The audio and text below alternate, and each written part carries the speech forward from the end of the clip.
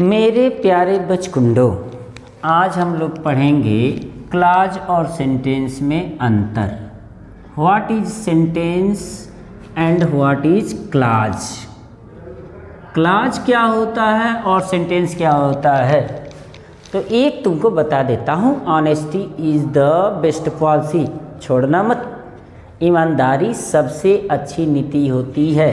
तो मेरे प्यारे बचकुंडों, सेंटेंस क्या होता है तो आप जानते हो, sentence is a group of word that makes a complete sense, वो होता है sentence.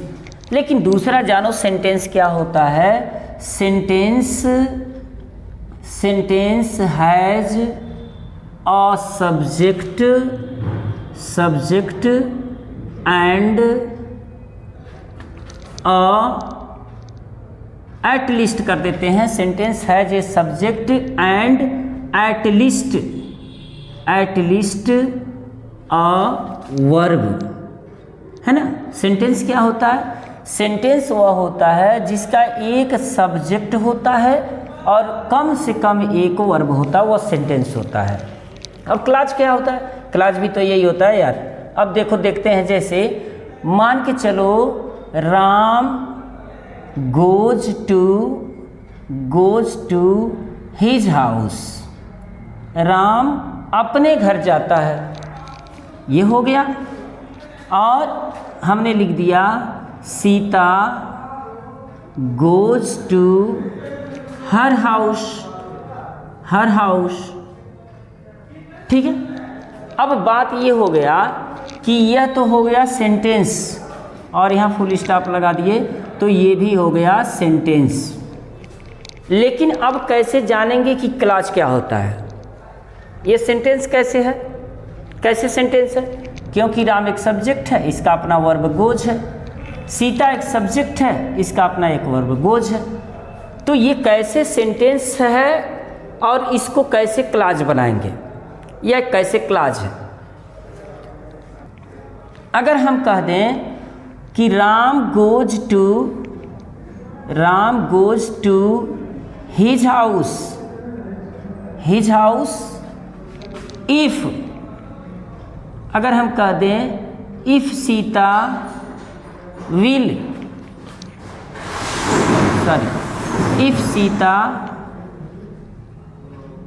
Goes to her house.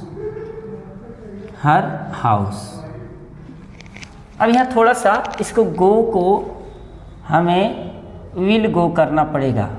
Will go to his house.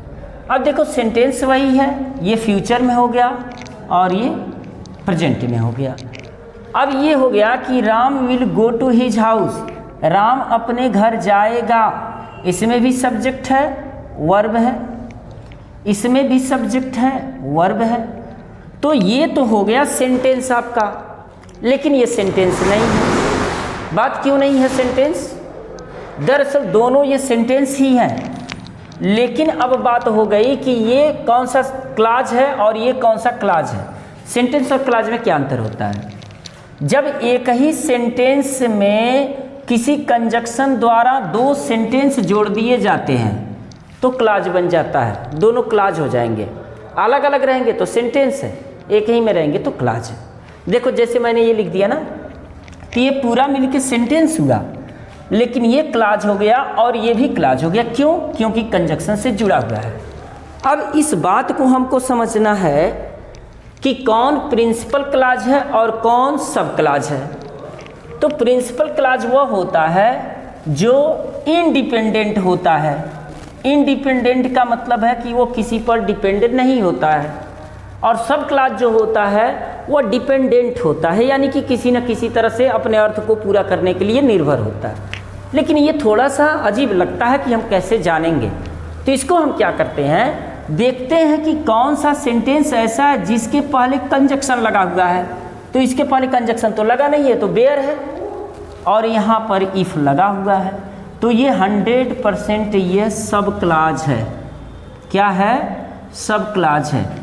और ये क्या है? ये प्रिंसिपल क्लॉज है। इसको हम प्रिंसिपल क्लॉज भी बोलते हैं हेड क्लॉज भी बोलते हैं और मेन क्लॉज भी बोलते हैं।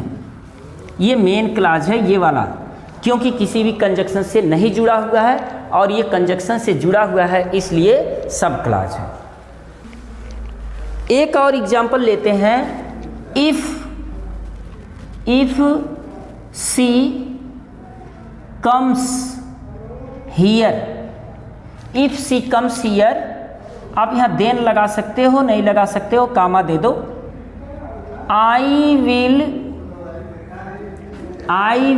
Do it, I will do it. यदि वह यहाँ आती है, आई विल डू इट, तो मैं इसे अवश्य करूँगा। अब इसमें देखो, ये पूरा का पूरा क्या है, सेंटेंस है, लेकिन इसमें एक क्लॉज है यानी कि सब क्लॉज है और एक प्रिंसिपल क्लॉज है। हमको कैसे पता चलेगा कौन प्रिंसिपल क्लॉज है कौन सब क्लॉज है? इसमें आप देखो कि जो क्लॉज है यानी कि जो सेंटेंस है, ये इसमें कौन सा सेंटेंस ऐसा है जिसके पहले कोई कंजक्शन लगा हुआ, तो आपने देखा इफ लगा हुआ है, तो इसका मतलब ये हो गया सब क्लॉज, सब क्लॉज हो गया। और ये क्या हो गया, प्रिंसिपल क्लॉज हो गया, प्रिंसिपल क्लॉज हो गया। अब देखो थोड़ा सा हम लोग देख लेते हैं, एक और देख लेते हैं। व्हेन, नहीं, she will give me, she will give me some fruits, some fruits, some fruits,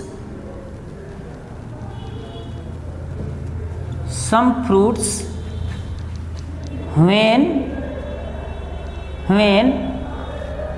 her father, when her father will come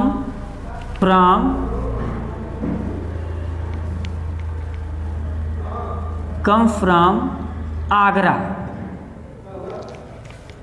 ठीक है, अब यहाँ देखो, यहाँ व्हेन है, when she will give me some fruits, वह मुझे कुछ फल देगी। और कब देगी? When her father will come from Agra, जब उसके पिताजी आगरा से आएंगे। अब बात ये हो गई कि ये देखो, ये सेंटेंस जो आप देख रहे हो ये है यहाँ से यहाँ तक, और ये सेंटेंस है यहाँ से यहाँ तक। अब हमको क्लियर ये करना है कि कौन प्रिंसिपल क्लॉज है और कौन सब क्लॉज है। तो इस सेंटेंस के पहले आप देखो कोई भी कंजक्शन नहीं लगा है और इस सेंटेंस के पहले कंजक्शन लगा है, तो ये 100% सब क्लॉज है और ये प्रिंसिपल क्लॉज है, यानी कि मेन क्लॉज है, हेड क्लॉज है। तो ये मेन क्लॉज हो जाता है और ये सब क्लॉज हो जाता है। अगर चाहो तो आप 2-4 और देख सकते हो क्लॉज और सेंटेंस में अंतर क्या होता है। देखो 2 सेंटेंस मैं लिख रहा हूँ। ही will not go to school, she will not go to school। तो ये अगर देखोगे तो ये पूरी तरह से सेंटेंस है, इसमें कोई दिक्कत नहीं है क्योंकि सब्जेक्ट है और इसका वर्ब है। अगर इसी में मैं एक और सेंटेंस घुसा देता हूँ एग्जाम्पल के लिए, जैसे he will not go to school because he is ill, तो भी ये सेंटेंस ही है, मतलब यहाँ से यहाँ तक तो एक सेंटेंस ही है, ये यहाँ से यहाँ तक एक सेंटेंस है। लेकिन इसमें 2 सेंटेंस मिल गया ना, क्योंकि ही इज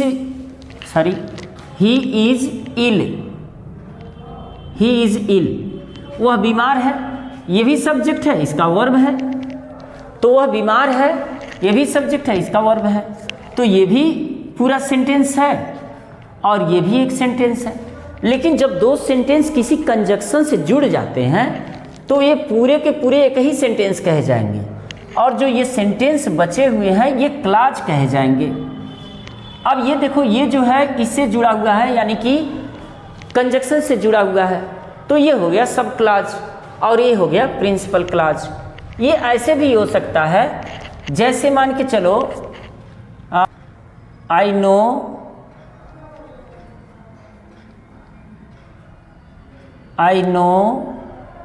द प्लेस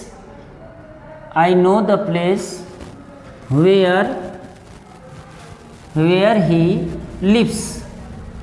अब देखो आई नो, ये भी तो सेंटेंस ही है क्योंकि सब्जेक्ट है, वर्ब है और यहाँ तक है, और वेयर कंजक्शन है ही लिव्स। अब ही लिव्स भी तो सेंटेंस है, अब ये भी सेंटेंस है, ये भी सेंटेंस है, लेकिन पूरे को मिला के हम एक सेंटेंस बोलेंगे। और इस सेंटेंस में जो कंजक्शन जुड़ा है ना, ये बदल देता है क्लॉज में। तो ये हो गया आपका सब क्लॉज और ये हो गया प्रिंसिपल क्लॉज या मेन क्लॉज। अब देखते हैं, जैसे एक सेंटेंस हमने लिखा, Ram goes to his house and Sita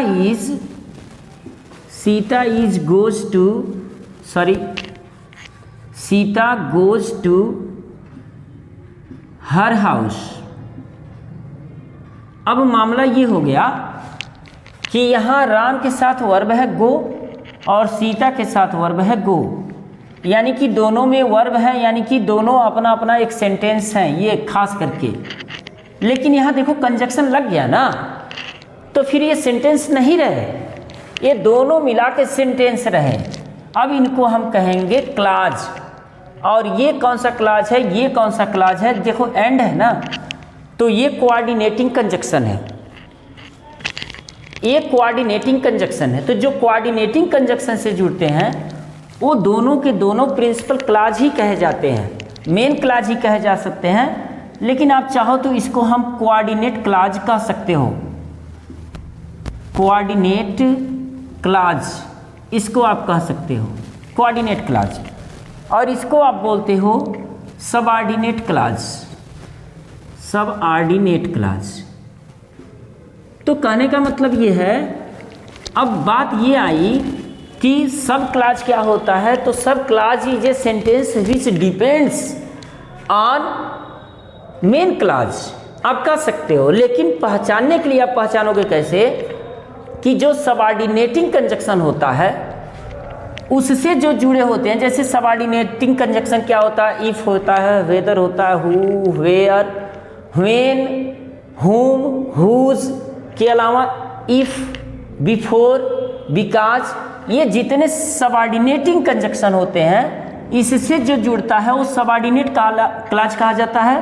और जो कोऑर्डिनेटिंग कंजक्शन जैसे and, as well as, so, therefore, जितने कोऑर्डिनेटिंग कंजक्शन से जुड़ते हैं उन्हें कोऑर्डिनेट क्लॉज कहा जाता है। और जो सेंटेंस किसी भी कंजक्शन से जुड़े नहीं रहते हैं उन्हें हम मेन क्लॉज या प्रिंसिपल क्लॉज कहते हैं। जैसे देखो when he comes here, जब वह यहाँ आएगा तो I will go to my house। अब यहाँ देखो ये दोनों जो है ये कामा लगा हुआ है ना, तो इसका मतलब सेंटेंस यहाँ से यहाँ तक है। तो जब सेंटेंस यहाँ से यहाँ तक है तो फिर इसमें प्रिंसिपल क्लॉज कौन है और सब क्लॉज कौन है। तो ये देखो ये जो बेचारा सेंटेंस है ना, ये बिल्कुल फ्री है मेरे प्यारे बचकुंडो। और ये जो है व्हेन से जुड़ा हुआ है, व्हेन से, तो इसका मतलब ये हो गया आपका सब क्लॉज, सब क्लॉज, ठीक है, ये सब क्लॉज हो गया। और ये हो गया मेन क्लॉज, मेन क्लॉज को हम कहेंगे प्रिंसिपल क्लॉज। It's okay. तो मुझे लग रहा है कि सेंटेंस और क्लॉज में आपको समझ में आया होगा। देखो कोई डिफिनेशन जरूरी नहीं है रटना, आपको समझ में आना चाहिए। यानी कि जो कंजक्शन से जुड़े रहेंगे वो सब क्लॉज होंगे और जो फ्री होंगे, जैसे ये फ्री है तो ये मेन क्लॉज होगा, बात खत्म हो गई। डिपेंड इंडिपेंडेंट छोड़ दो, ठीक है। तो अगर अच्छा लग रहा तो लाइक शेयर सब्सक्राइब कर दो, और बाकी तो मैं पढ़ा ही रहा हूँ मेरे प्यारे बचकुंडो। तो मिलते हैं नेक्स्ट वीडियो में। प्रणाम, नमस्कार, आशीर्वाद।